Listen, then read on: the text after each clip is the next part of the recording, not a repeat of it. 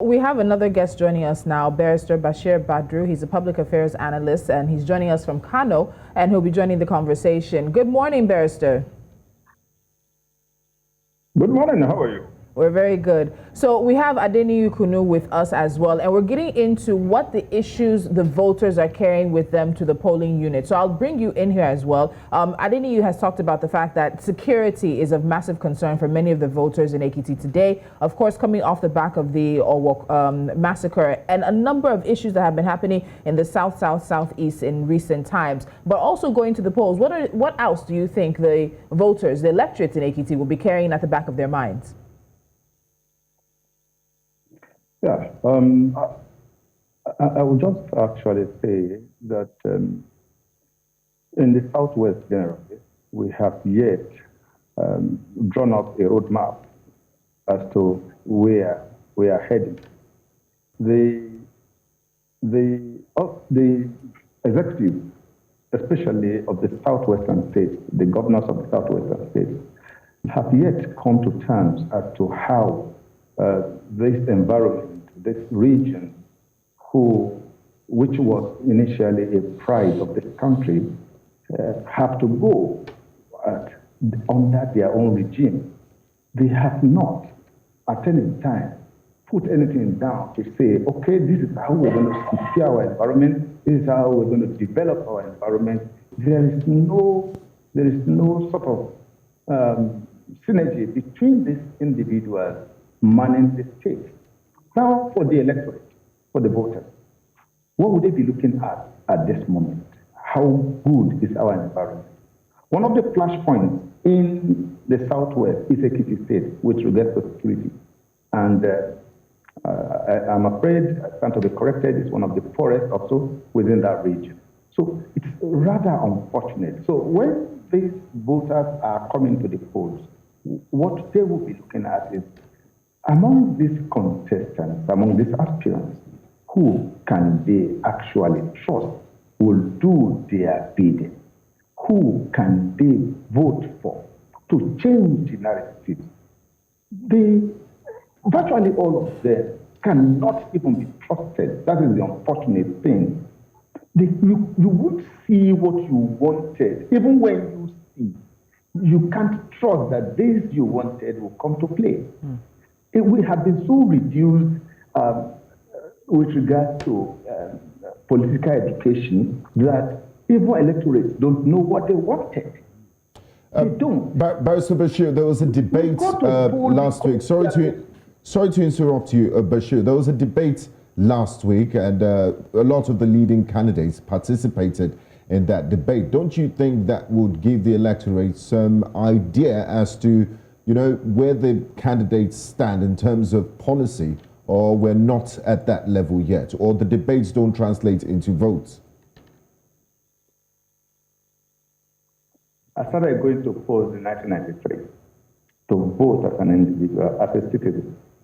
They've been talking to us in the same manner, telling us a lot of lies. Because it turned out to be lies if having voted them in and having waited second year after we have elected them, they don't even see us again. They don't come to our community again until there is another election. So this has just continued. I have advocated at so many times, let us return to the secondary school or to the primary schools. I knew when we were in primary school, we used to have a subject called civic. Now they have returned it, but what they returned to the school is just a sham, nothing compared to what we had during our days. We need to go back to these classrooms and begin to let these children know from the outset that the money politics you see today was never part of it from start. And the orientation should begin from there. So these people you see queuing up today, some are genuinely trying to vote for the choice of their own candidate. But the truth is, those people are very, very few. A larger number of those you find on the queue today exercising their rights are doing that because they are induced or are doing that because they had no option. They just have to vote for someone, whether he wins or he doesn't win. This is how poor our political education has become. So let's look at the breakdown of the electorate since we've gotten to that now. So INEC says there's just slightly under 1 million registered voters in Ekiti State. There are 988,923. 51% of them, I find this to be really interesting, are actually women. The majority of voters in Ekiti State are women. And then 38.5% are youth between the ages of 18 and 34. So according to INEC, 76% of registered voters have collected their PVCs. But it is being projected that around 200,000 or less will actually show up to the polls and vote today. What do you think about that projection? It may not end up being true, but given the fact that we've seen the numbers overall for presidential elections in Nigeria continue to dip, they don't even reach half of those who have PVCs. What do you think about that projection? Well, the projections cannot be questioned. We're about 194,000 plus going to 195,000 that will participate in this election actively, as you rightly said. And don't forget that referrals are a function of value derived from a commodity or service. Okay, just hold on. I'll come back to this question right now, but we also have one of the segments of the electorate, somebody who also has a different kind of experience when it comes to voting. Nii is standing by with another Ekiti voter right now to give us their feedback. Nii, we can hear you. Please go ahead. So, okay, so I'm here with Mr. Adefemi. He's going to be speaking in Yoruba, his dialect, and I will interpret in English.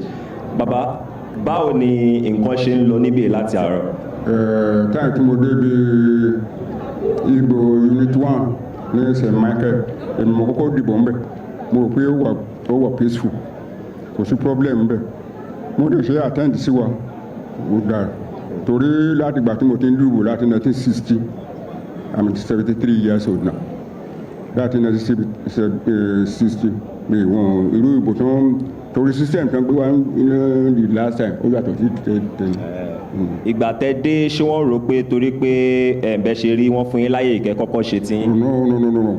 Ṣebí age mi náà wọ́n máa fi wo àwọn àgbàlagbà tó síbì kan, àwọn youth tó síbì kan, tó ń sọ̀rọ̀ age. But wọ́n dẹ̀ tó wo age náà pé àwọn àgbàlagbà lélẹ̀ ọ̀nà ká tó sí láyìn ibì kan.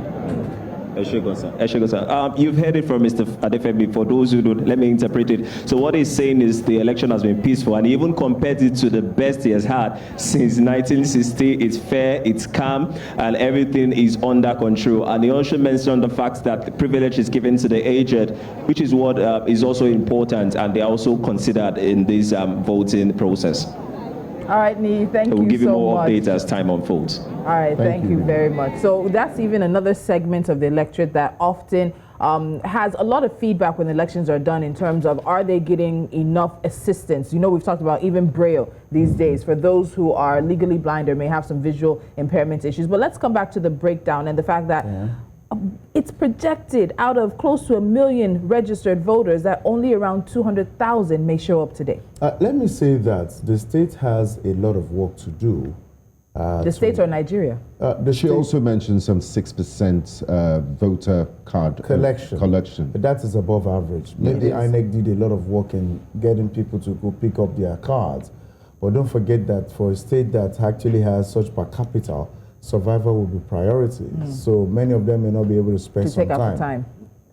Let's tell you very clearly that when you have this kind of numbers, it's a function of the different institutions of states not actually doing the work they should do. Yesterday, hundreds of thousands of people turned 18. Today, hundreds of thousands of people have turned 18. Tomorrow, many others will turn 18. Why is it difficult for people when they turn 18 to be able to go on INEC website, just input their information and do all that is necessary and wait for certain capturing that INEC does? As a matter of fact, INEC must improve its technology to actually allow people conveniently have access to their cards. And at times they're talking about double registration. If, for instance, you cannot have double bank accounts for the same kind of a bank account category, you can't have two savings accounts in a bank. Yeah. You can have one savings account one current account and all of that, then INEC can also learn from these systems and adopt it, where immediately you get to where you want to do double registration, it indicates that you have a card and refers you to the date and all of that. So that prevents it. So when INEC comes out to tell us that people have registered twice, I wonder, in Ekiti alone, in the midst of these numbers, you have over 47,600 people that have registered twice. And that actually, I don't understand. And that itself, it is because INEC has not tidied up its work. And this is priority. When people keep doing that, INEC said, they have told people to just write. I don't understand. These things can be detected. It's technology. You have decided to go the way of technology.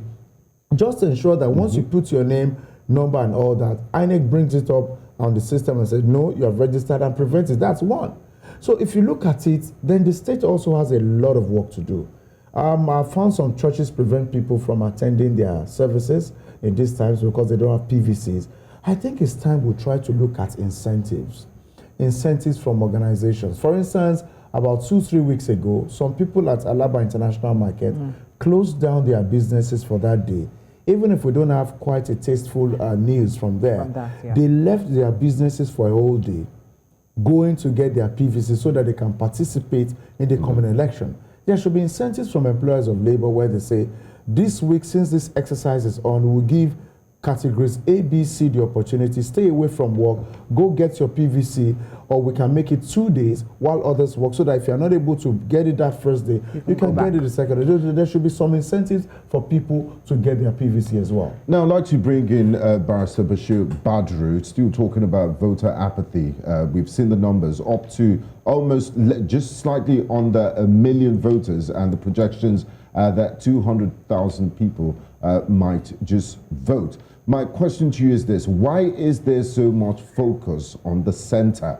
When you talk to the average Nigerian, the president is the cause of all the problems and everything that happens. We've seen how social media is a buzz. The elections are less than a year away, but so many people are so interested in who becomes president. Is it a problem of the structures? And as a result of this, there are fault lines. Local government authorities, there's so many other elective offices in Nigeria. Governors are almost like emperors. They get away with almost everything. So why is this the case?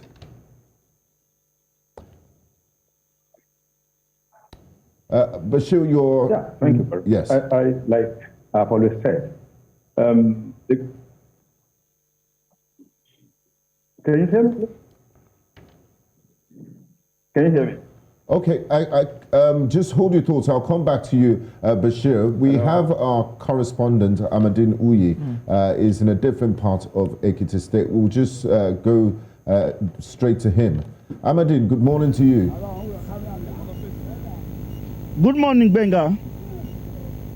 Yes, can you give us a situation report? Where exactly are you, and what is happening there? Can you give us a situation report? Okay, from the information I have, this is supposed to be Ward 13 units 001. And we've gone through several polling units, and activities have started, but unfortunately on this polling units, at this polling units, activities have not started. Some of the residents and voters who have come out are agitated, and they are very upset with what is happening. Let's just speak to one of them. First of all, can I get to know your name? My name is Tokwe. So I does not have a polling unit to know to bring bus come to the side here.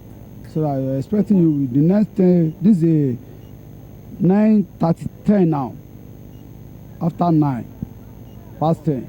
So I will expecting by 10 minutes for this time. My name is Tokwe. You have heard clearly from Mr. Tokwe at this polling unit. His views, it just reflects the general atmosphere here. We spoke to some of them earlier on. They said they are extremely unhappy that voting has not started. Though this is not reflective of other places we had started, we have visited. Though some other places we visited earlier on, accreditation has started, and the INEC officials are already on ground. But unfortunately, at this exact polling unit, you can see many of them. Just standing, they are extremely unhappy that nothing has started yet. Benga. Okay, so we can see some of the things happening around you, Amadi, and it's good to know that the INEC officials are already on ground. But in terms of even the turnout in that area, we can see gentlemen standing there. We don't know if they voted or not, or they plan to vote. What would you say about the numbers you're seeing? It's still early in the day. It's 9 o'clock, just after 9 o'clock West African time, and it's going to be quite a long day for all of us. But what are the voters in terms of the numbers? What are they looking like?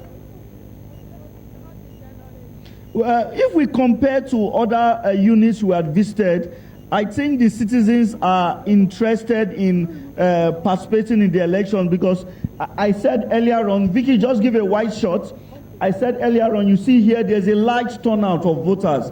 Many of them want to exercise their vote, and it's reflective, because some other places we visited, we also saw large crowds, and this is not a very major polling unit, but you can see the large turnout. You can see many of them standing ready to cast their votes. So I think for now it will be too early to say that there is voter apathy,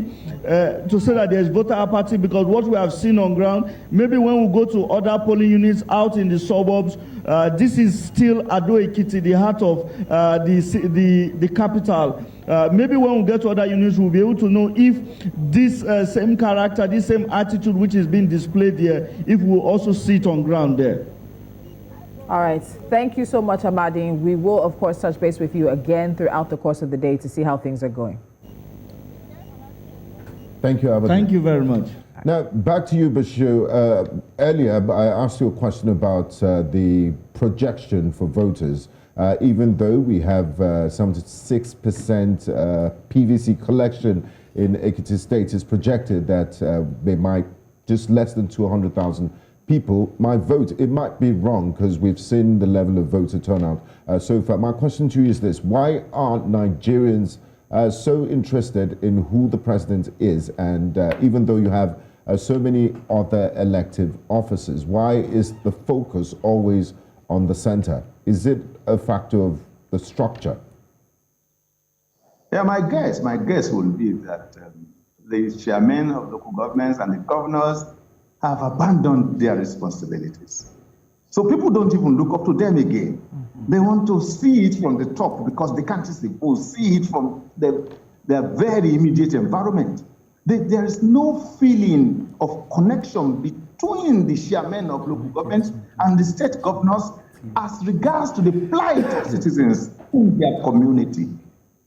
They go far away to a distant Abuja to start asking questions, because those who are holding the reins around them do not see them, or they can't even feel their impact. This is exactly what I am saying in supporting what Adeniyi just said about INEC. INEC has done its bit, as far as I'm concerned, to have achieved such feat in having people register and collecting their voters' card. That is a huge success on their part. If the national orientation agencies in various states and local governments have also done their parts like INEC did, we will have a better turnout, we will have a better response to this election. But down the line, you rightly mentioned that state governors are like emperors, and so they are.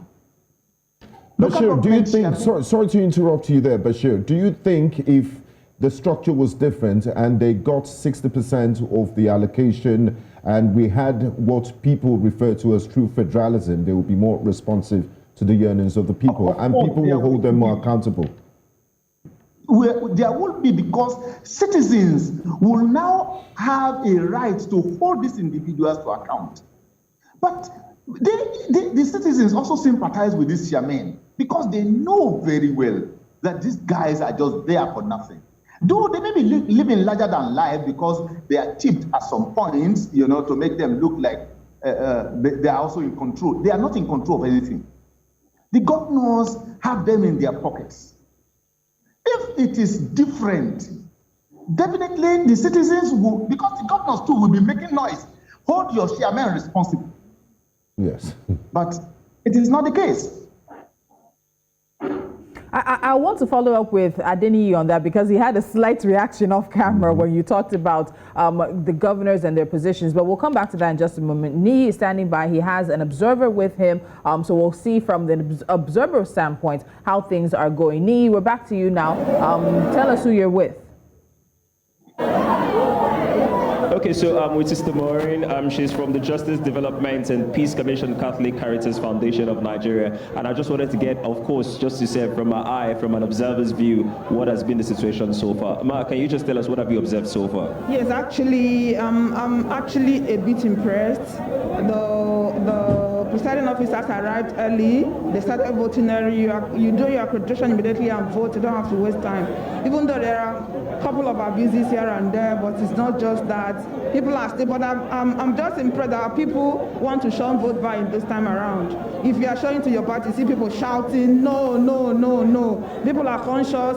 They are watching me. So that impressed me so much. So it's obvious that people are now, they want actually good governance. So they are tired of whatever that's happened. They don't want to be bought again from what I have seen. And how many centers have you been to so far, and what has been your observation of the security forces and the INEC conduction as well? Yes, actually I've been to 5 polling units now, and the security and the presiding officers actually are collaborating, and even though one or two security people will look away, but they are actually, in general, they are doing well. For now, it's too early to make actually a sound observation, but for now, from the little observation, things are moving on well, and people don't want to be bought again.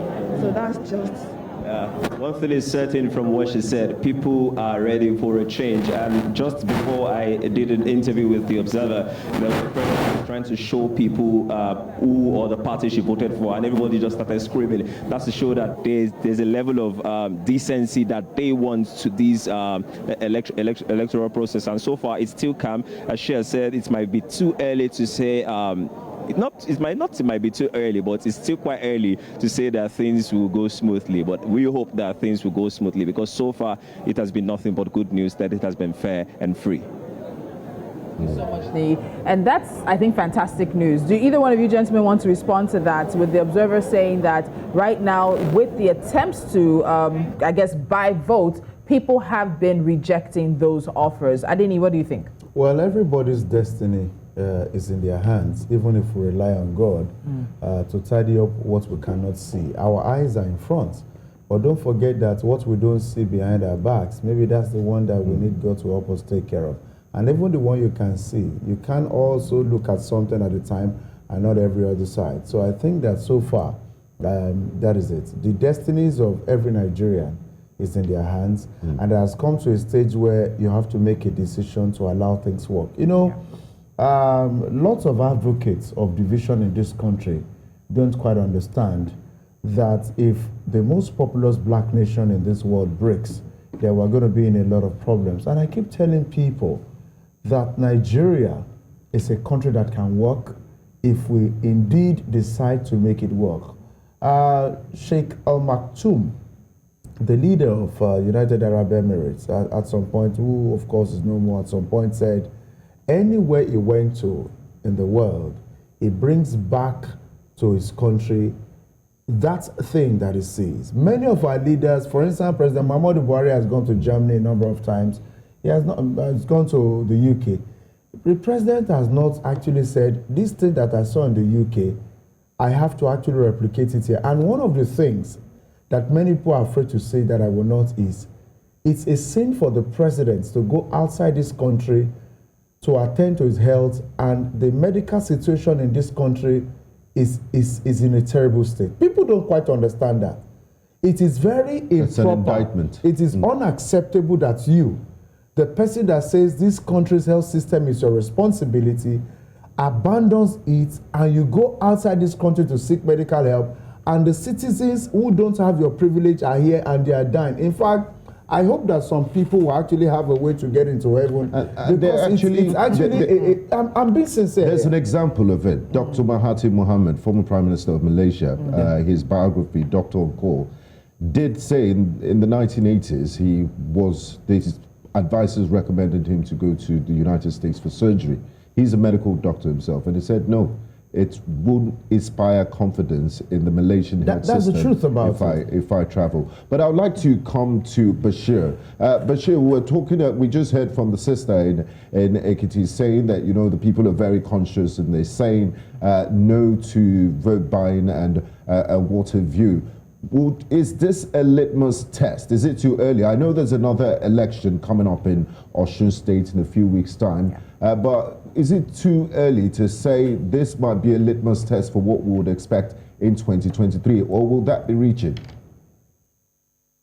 If from what the sister actually said, we should start rejoicing that we're having a good start. That is a turning point.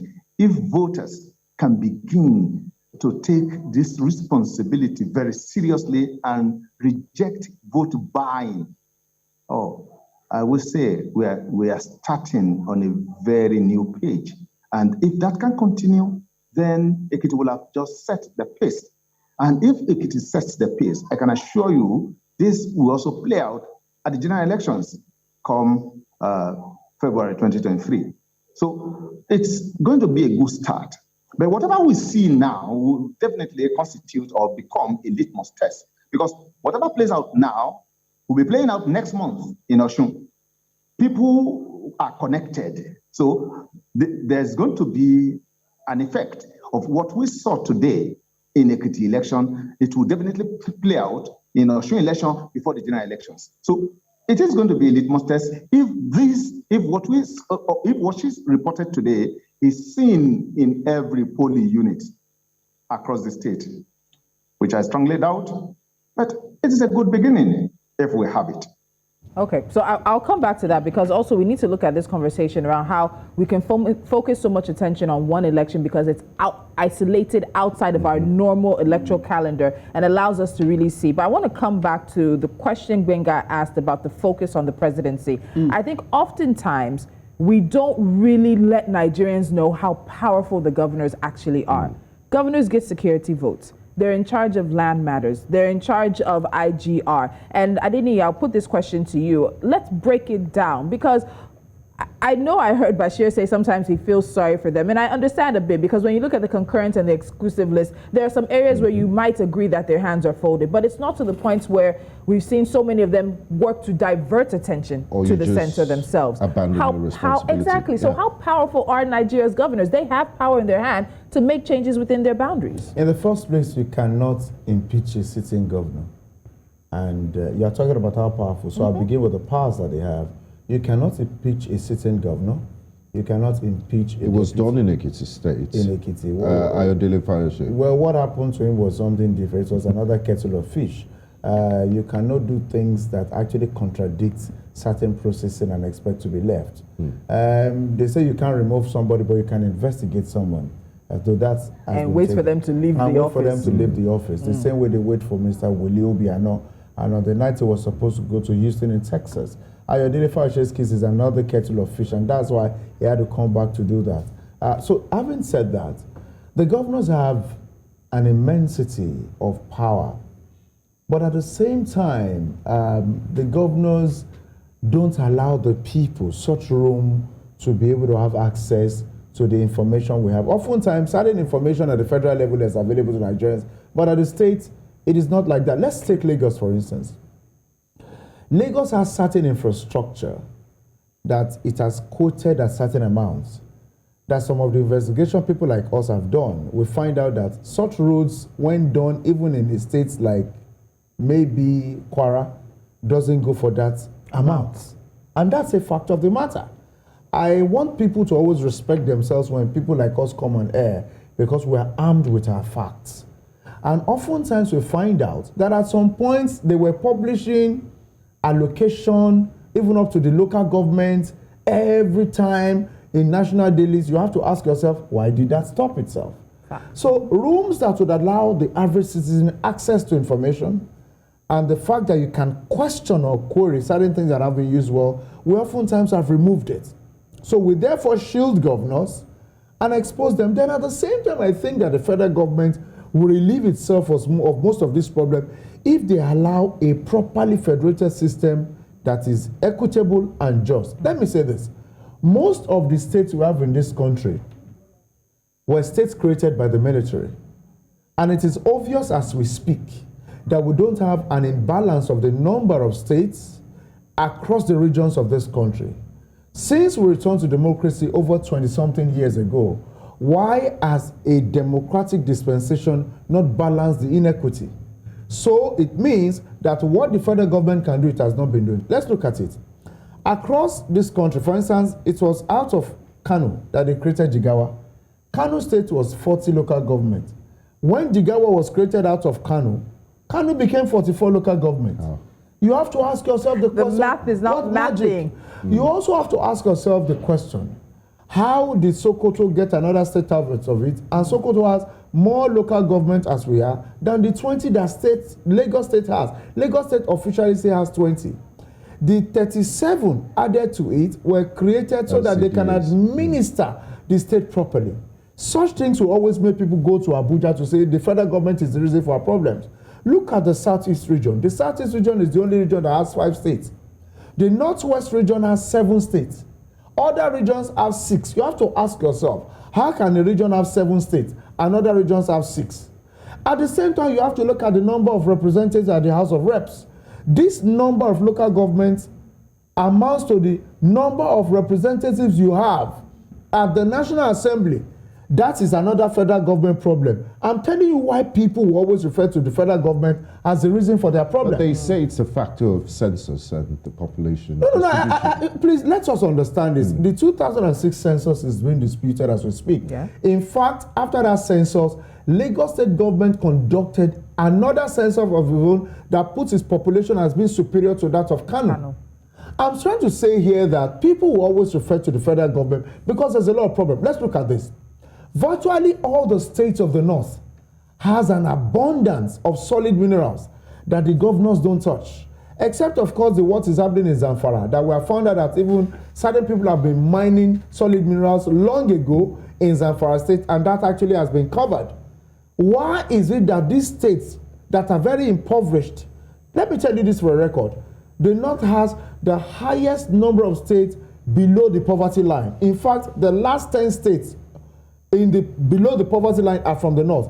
Why is it that the federal government cannot move such access to their resources from the exclusive list to the concurrent list so that they can begin to access their resources so you find out that most of the things that I've said now is the reason why people always look at the federal government as the reason for their problem. But even at that, the states... But the federal government can't unilaterally make those decisions. It's a factor of changing the constitution. And the National Assembly has to amend the constitution to allow Let me tell you this. Happen. The federal government, as led by President Muhammadu Buhari, was able to issue executive orders on major issues, even taking the local government out of the stranglehold of the state of the state government was done using that route. And I think that the federal government, if it's sincere, can also liberate the states to a great extent by look at the state. The federal government, the Buhari government, can leave a legacy for itself if these issues that I've mentioned are balanced. And I don't want people to tell me that the Southeast has little state. Let them not tell us that. You balance it, even if a local government, for instance, let us quickly go to Switzerland. In Switzerland, you have Germans that are about 65%. You have the French, you have the Italians, you have the Romanish, another ethnic minority ethnic group. These regions share power. If the Germans finish their term, the French will take over, the Italians will take over, the Romanish, and that has never changed. Why is nobody saying that because some people are very minority, they won't have access? Okay. These issues are very key. So, as key as these issues are, I've been watching out of the corner of my eye how Barrister Bashir has also been reacting, and I see that he's been taking some notes on this. So, Barrister, let's bring you in. I believe you have a number of points you want to add, or even disagree or agree with Adeniyi. Yeah, partly I will agree and partly I will disagree, because I have a question for Adeniyi. Funny enough, we are having 3 Adeniyis on the set. The one on the field, the one at the studio, and the one speaking. Okay. Yeah. Name 6. Adeniyi, I should ask you whether you are advocating a federal government that will be babysitting the state and the local governments. I want to assume, generally, that the federal government has its own deficiencies, no doubt. Does that absorb the deficiencies of the state governments? No. It is the same allocation. The state government will continue to receive allocation from the federal purse. And what were those money meant for? Just for the pleasure of the state governors? No. There are things the governors need to do, however little. They generate revenue internally. What exactly are they doing with all this? You want to blame the federal government for everything? Yes, I agree. They should be blamed. But to what extent? The question is, the federal government may be lacking in its responsibility, in its duties, but are the state governors free? They are not. If the governor of a state is effective, when we were in the regions, the federal was still there, but it was very, very weak. And Awolowo was seen by the region. Every other person understood that we have a responsibility to our regions. Responsibility of these governors to their states. We all knew what they do with the local government chairmen, and yet the federal government has to be blamed for that. I don't agree. Yes, they share part of the blame, but the truth is, if it continues like this, we will continue to heap the load on the federal government, and nothing will change. Nothing will change. Okay, so whilst I appreciate the intervention of my friend over there, I must say that I agree that we cannot absolve the states of the blame. Yes. Because if you check the reason that Willie Obiano is actually battling the EFCC right now, is because part of the money that belonged to the states to do certain things were not something he handled properly. And if you check many of the state governors who have left office and are still answering questions, for instance, Ojus Okalu, talking about former governor of Katsina State, Governor Shema, former Governor Shema. If you look at Joshua Dariye, you look at Jolly Yame, and at some point... Freshly pardoned. Yeah, well, freshly pardoned. Even if people have raised concern that these people did not even spend up to 2 years in jail, and they did not return the money that actually prompted their going to jail in the first place. You'd find out that we cannot indeed absolve the governors of the blame. But you see, for people to see that they should take the blame fully, there are certain things you should do, and the imbalance. Okay, let's talk about the sharing. The federal government still takes about 51% of what is made in this country every month. And we've talked about the importance of the federal government understanding that the monies needed by the states to do what has to be done, especially the local government, happens to be more. So these things are very key. And they're closer to the people. Yes, for instance, in Lagos, the number of states that the Lagos state government must rehabilitate is more than the federal government roads that are around Lagos. It means, therefore, that logic suggests that more money should go to the states than the government. And of course, Bashir could say, what about the money they are collecting? I agree. But I must emphasize that for anything to be considered equitable and for you to absolve people of blames, they must hands off so that the blames can go fully. Then at the same time, the level of knowledge of the citizens regarding their leadership is very poor. And INEC, as well as the National Orientation Agency, both have very, very Herculean tasks to achieve this. When I was growing up, the National Orientation Agency was always in our radios, our television, and all of that. But the National Orientation Agency right now, as led by Dr. Garba Abari, has been very inefficient in its responsibility. The last administration of Jonathan in 2015, before they exited power, had Dr. Mike Omeri. Mike Omeri was also not active until the election cycle. He was giving press conferences going about, and I think that the National Orientation Agency should know that it has offices in all the states of the Federation, and it has more media platforms that it can leverage to sensitize the people regarding their responsibilities. Apart from people, so sensitizing on elections, on the process. Okay, this is how you vote. So who does the quality control? No, the quality control can also be done, but don't forget that the reason INEC gave you bimodal voter accreditation system is that it has discovered limitation with the card reader machine. Mm-hmm. The National Orientation Agency can also gauge its own performance. Don't forget, we have what they call something like KEEP.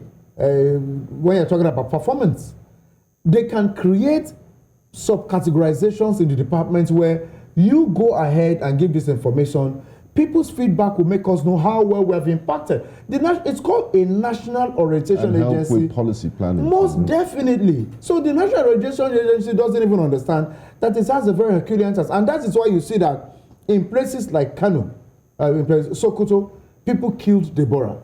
The National Orientation Agency has a role to play in making people understand that your religion cannot make you think you have the right to kill. Because if you kill somebody, you definitely be killed. And that is why even the Deborah killing, we seem not to be hearing much from it now. People should understand that at the level the country is losing investments, especially foreign direct investment. And if Lagos, for instance, that is the commercial capital of the West African hub, suffers from that, that simply means some other states in the north will suffer. Okay, let's look at this. I think it was in 2011 or so where they were supposed to have a beauty pageant in Kano. Yeah. There were certain reactions that they will not accept, that people abuse the prophet and all of that. Now, that would have resulted in violence. But what happened? They moved it away from there and they organized it elsewhere. But as a result of people's reaction, Kano lost a lot of investment in the entertainment industry, and it's still losing investment in the entertainment industry. What I'm saying is orientation is important not only for election, but for the corporate development of the country, without which the country will be considered backward. The former Emir of Kano, Sanusi Lamido Sanusi, said, the region of the north is the most backward among all the Muslim geographies in the world. Why? Because the level of information that the citizens pass. Let me tell you, Saudi Arabia allowed a woman to start driving about a couple of years ago. Countries like Qatar, like Oman, like all of that, they are opening up because they understand the evolution of people's faith connection to their God and the development of the economy so that they won't be cut off. And that is why a place like Saudi Arabia is a place that some people can conveniently live and not bother about religious violence. Places like United Arab Emirates is where you have people go to, and these countries are purely, mainly Muslim societies. So that is just one part of the conversations. And don't forget, the pivot is about the governor taking responsibility. So I think that Nigeria, across this country, can begin to reflect its level of development and impact on the citizens if proper information is given, not only during major election cycles, but all year round. And I think you've talked about investment as well, and I'll just plug this. This was a conversation I had on Business Edge this week, because we found out that 32 states in Nigeria brought in no investment in the first quarter of this year. Yes. 32. We have 36 states plus the FCT. So when you hear that 32 Nigerian states had absolutely no capital investment coming in, it lets you know that we're at a precipice. And when you have an Ekiti that's voting, we've talked about the academia. He's talked about the fact that they have professors, but you're not seeing that transfer of the level of professorship that Ekiti holds to the development of the states. Let me quickly chip this in before we go to our friend Bashir. Abiodun Yebanji is the candidate of the APC in this election. In the debates they had, he has 6-point agenda. Security was not one of it, although he talked about infrastructure, creating jobs. Then he said he also creates 50,000 jobs using ICT. You'd have expected Ekiti. Ekiti has an aeronautical scientist that Canada had to ask Nigeria to allow him stay after his PhD for extra 3 years, because there was a mathematical problem that they've not been able to solve in about 50 or 60 years. He solved it, I remember. I'm trying to say here that you cannot have such persons from this country. I've been privileged to sit among Europeans and Americans. And at times I ask the question, are you in government? It is because I made myself a proper Nigerian brand to the world. Why is Nigeria not leveraging the people that have capacities? because sycophants are preferred because they can ask questions. Political stooges are preferred because they don't amount to much or nothing. And that is why Nigeria, even 23 years after, is still operating a pre-nascent democracy. We're back to this word. All right, Barrister Bashir, I want to bring you back inside to this conversation because we've talked about the fact, just very lightly, that Ekiti is an isolated election outside of our normal election cycle, and Osun State is also coming up. Do we need to start rethinking how we plan elections? We're able to funnel more security to the states outside of the normal election cycle. We're able to focus more on some of these issues, and they all don't come together and sort of get lost in the noise when we have the typical general election. So I want us to look at that now. In terms of these isolated elections, maybe we should do 5 states at a time instead of having everybody. These ones come about because of the court cases that have, of course, upended things before now. But what do you think about that in terms of the ability to focus and to put attention and security on the ground? Yeah, I think we have to take us a little back. And, prior to having these isolated challenges we have in Ekiti, Kogi, and Osun, I would want us to understand how we've been conducting elections in the past. We don't have isolated challenges like this until they came up. And the level of deployment of security personnel was not this much. We just brought these unprecedented security challenges upon ourselves for few selfish interests.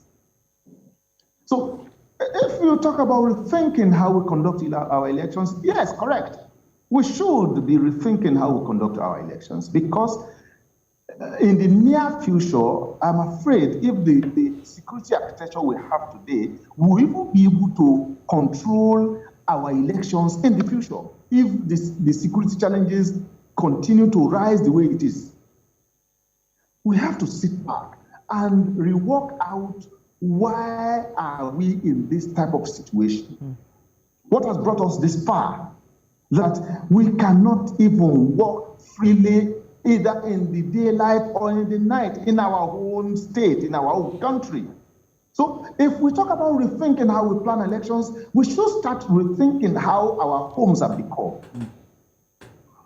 This insecurity thing is not just falling from the skies. It is there right with us in our homes. We have children revolting against their parents. We have parents encouraging their children to go into violence, to go into crime. If we do not go back home, in the future, there will be no elections in this country. In fact, there will be no Nigeria.